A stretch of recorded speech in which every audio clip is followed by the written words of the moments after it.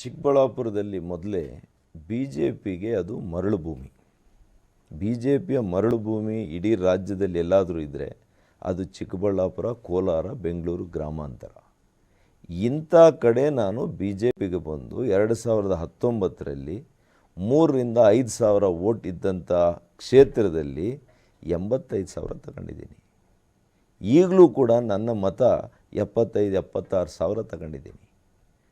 ಆದರೆ ಈ ಸಲ ರಾಜಕೀಯ ಪಿತೂರಿ ಷಡ್ಯಂತ್ರಗಳು ಇಡೀ ರಾಜ್ಯ ಮಟ್ಟದ ನಾಯಕರುಗಳು ಎಲ್ಲ ಪಕ್ಷಗಳಲ್ಲೂ ಸೇರ್ಕೊಂಡು, ಸ್ಥಳೀಯವಾಗಿ ಸೇರ್ಕೊಂಡು, ಯಾವಾಗ ನೀವು ಜನಪ್ರಿಯರಾಗ್ತೀರಿ, ಜನಾನುರಾಗಿಗಳಾಗ್ತೀರಿ, ರಾಜಕಾರಣದ ಕ್ಷೇತ್ರದಲ್ಲಿ ಇನ್ನೊಬ್ಬರ ಕಾಲು ಎಳಿಬೇಕು, ಇನ್ನೊಬ್ಬರ ಶರ್ಟ್ ಮೇಲೆ ಇಂಕ್ ಹಾಕಬೇಕು, ಅಪಪ್ರಚಾರ ಮಾಡಬೇಕು, ಇದು ನಿಯಮ ಆಗಿದೆ.